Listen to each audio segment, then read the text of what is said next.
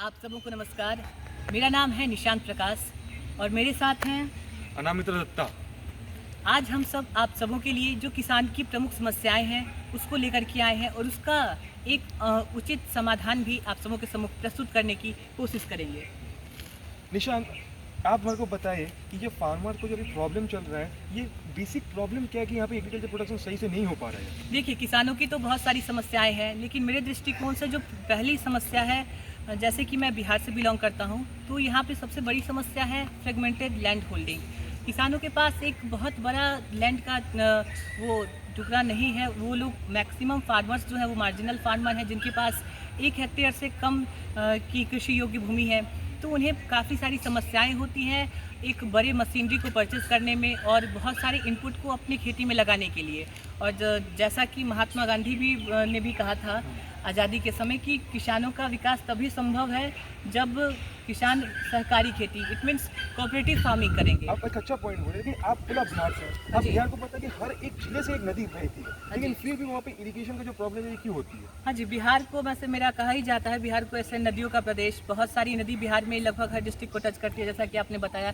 लेकिन वो जो वाटर है उसका सही यूटिलाइजेशन नहीं हो पा रहा है। जैसे डिस्ट्रिक्ट लेवल पे बेसिन बनती हैं या कैचमेंट बनती हैं, इन सारी चीज़ों को सही ढंग से नहीं बन पाने की वजह से बिहार में लगभग 38 ज़िले हैं और 38 ज़िले में 19 ज़िले जो है वो बाढ़ प्रभावित हैं और 19 ज़िले सूखा प्रभावित हैं। तो ये जो समस्या है पानी का सही यूटिलाइजेशन न कर पाना, जिसकी वजह से जो वहाँ के किसान हैं उनको समस्याएं आती हैं। वो जो रिसोर्स है, प्राकृतिक संसाधन है, उसका वो लोग सस्टेनेबल यूज़ नहीं कर पाते हैं। सस्टेनेबल से एक बात याद है कि जो कंपोस्टिंग जो प्रोसेस है, और जो सस्टेनेबल मतलब एक साथ एक ही फ्रेगमेंट, एक पीस ऑफ लैंड में सभी इनपुट को हम लोग ऐसे यूज करें कि इससे मैक्सिमम आउटपुट हम लोग को मिल जी सके। हाँ। जैसे कंपोस्टिंग हम लोग एक बहुत बड़ा एग्जांपल ले सकते हैं। हम लोग पंजाब में देखिए कि वहाँ पे जो लैंड है वहाँ पे क्रॉप को वो जला देते हैं, लेकिन अगर वो जलाने क्रॉप से रेसिड्यू को, जी हाँ, रेसिड्यू क्रॉप जला रेसिड्यू देते वो लोग जला देते हैं, उसका सही यूटिलाइज नहीं कर पाते हैं। वहाँ से जो लेकिन- पॉल्यूशन क्रिएट होता है ये हम लोग के लिए हानिकारक है। लेकिन अगर उसी चीज़ को हम लोग कंपोस्टिंग में यूज़ करें, जैसे हम लोग बीएचयू में 2019, 20, 21 में करोड़ों का टर्नओवर आया था कंपोस्टिंग के हाँ यूज जी, करने से। हमारे ही युवा जो छात्र रहे हैं यहाँ के, उन्होंने कंपोस्टिंग में और वो कंपोस्ट बेच करके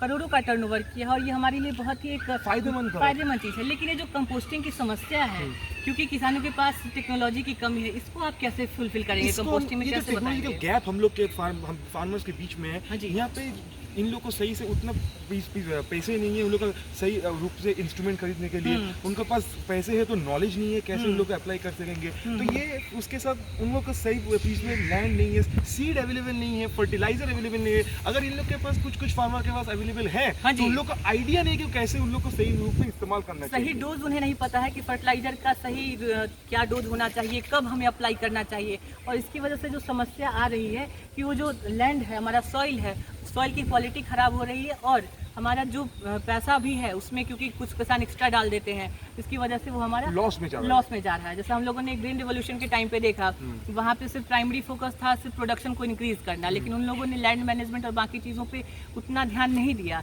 जिसकी वजह से वहाँ की जो सॉइल की क्वालिटी है वो डिटोरिएट कर रही है। और अभी जो प्रोडक्टिविटी है वो भी अब धीरे धीरे डिक्लाइनिंग फेज में, जो स्टार्टिंग में जो बूम आया था उसके कंपेरेटिव अब वो डिक्लाइनिंग फेज में जा रहा है। तो इसके लिए आवश्यक है कि एक प्रॉपर मैनेजमेंट हो, और मैनेजमेंट हम लोग कर सकते हैं एक्सटेंशन वर्कर के थ्रू। यहाँ पे एक्सटेंशन वर्कर का क्या रोल आप देखते हैं? एक्सटेंशन वर्कर का यही फार्मर्स को समझाएंगे कि कौन से फील्ड ऑफ लैंड में किस क्रॉप के लिए किस डोज कब कितने अमाउंट में अप्लाई करना चाहिए, हाँ जी। कि वो क्रॉप सही से ग्रो कर सके और जी कोई हाँ। लॉस ना हो हम लोग की।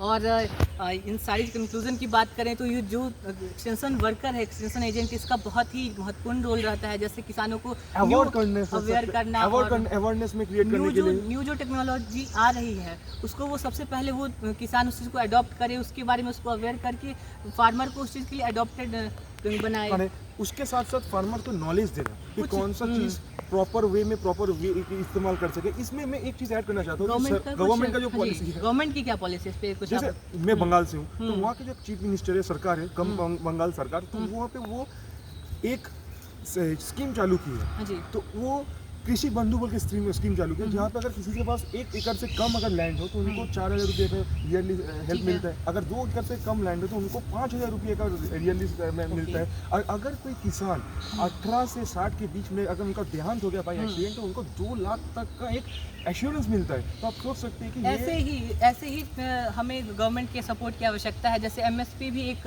जो कानून आया उसमें एक इसकी वजह से कुछ किसान, बहुत सारे किसानों ने प्रोटेस्ट भी किया, उसमें भी सुधार के लिए हम ये देख सकते हैं कि किसानों को और भी अधिक उचित मूल्य मिल सकता है। तो ये गवर्नमेंट का सपोर्ट और भी अधिक ज़रूरी है। और अंत में अगर हम देखें तो ये जो सस्टेनेबिलिटी है फार्मिंग में, जो क्रॉप पे, जो उसके फार्म पे किसान की जो चीज़ें उपलब्ध है उसी से वो सस्टेनेबल वे में फार्मिंग प्रैक्टिसेस को वो करे, ये हमारे लिए बेहद आवश्यक है। हाँ, जी हाँ, और आपसे बात करके बेहद अच्छा लगा ना मित्रा। Thank you so much.